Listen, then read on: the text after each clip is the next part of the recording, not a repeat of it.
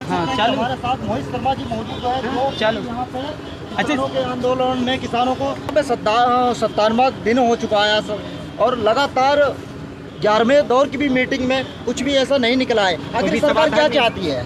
देखिए, देश की सरकार निश्चित तौर पर देश के किसानों को टालने में लगी हुई है। अभी देश की सरकार कह रही है कि इस कानून को 1.5 साल के लिए होल्ड कर दिया जाएगा।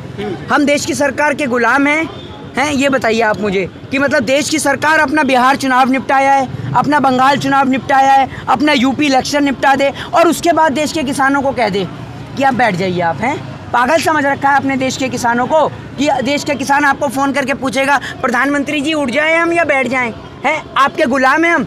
इस देश की सरकार ने आपको चुना है, आपने देश की सरकार को नहीं चुना। और आप जो देश के किसान को पागल बनाने में लगे हैं, देश के किसान को अगर उठना होता तो 100 से ज़्यादा शहादतें हो चुकी हैं देश के किसान की। अब आपको लगता है देश का किसान कोई उठेगा? आप देश के किसान को पागल बनाने में लगे हुए हैं। यहाँ कई माताओं ने, बहनों ने अपने बच्चों को खो दिया, अपने पिता को खो दिया, अपने पति को खो दिया और आप कह रहे हैं उनसे उठ जाइए, हम 1.5 साल के लिए होल्ड कर देते हैं। इसका मकसद क्या है सर? 1.5 साल के लिए होल्ड का मकसद आप नहीं समझ पा रहे क्या? मेरे ही मुंह से समझेंगे। सरकार का मकसद क्या है? सरकार का मकसद ये है कि यूपी और बंगाल का चुनाव निपटा दिया जाए। और क्या मकसद है देश की सरकार का? वरना 1.5 साल में जो कानून 1.5 साल बाद लागू कर रही है वो इसलिए कर रही है ताकि इनका यूपी के वोट बैंक पे भी कोई असर ना पड़े और बंगाल के भी वोट बैंक पे कोई असर ना पड़े। सरकार बहुत तेज है, दिमाग से खेल रही है, समझ रहे हैं? देश के किसान को पागल समझ रखा है, अपना बंधुआ मजदूर गुलाम समझ रखा है कि जब आप कहेंगे तो बैठो, जब आप कहेंगे तो उठो। हैं अरे आपकी पार्टी में हैं जो लोग आपकी पालतू गुलामी कर रहे हैं, समझ रहे हैं? शेर के गले में पट्टा शेर को भी कुत्ता बना देता है, ये आप सभी लोगों ने देखा है।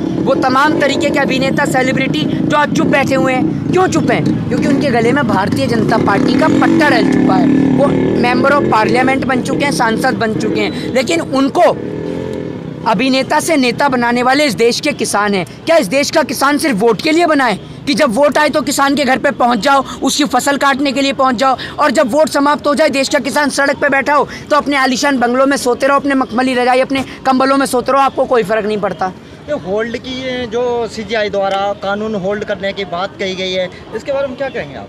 देखिए, निश्चित तौर पर ये सीजीआई द्वारा या किसी के भी द्वारा कैसे आप कानून को होल्ड कर सकते हैं? देश का किसान न इसमें संशोधन की मांग कर रहा है और न होल्ड की बात पे राजी होगा। उसका कारण है, आप देश के किसान को कैसे होल्ड पर डाल सकते हैं? भाई ये कानून से नुकसान देश के किसान के अलावा हमें भी है। पहली बात, गवर्नमेंट कहती है कि इस किसान बिल से जो फ़ायदा होगा वो मंडियों को हम बेहतर करना चाहते हैं, जबकि इन तीनों बिल के अंदर मंडियों का जिक्र ही नहीं है।